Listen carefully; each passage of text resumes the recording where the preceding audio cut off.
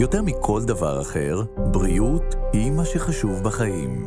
תרופות וליווי רפואי הם הבסיס לחיים בריאים, אבל לא לכולם יש את האמצעים לתרופות, עד שהבחירה בין מזון לתרופה הופכת לדילמה יומיומית.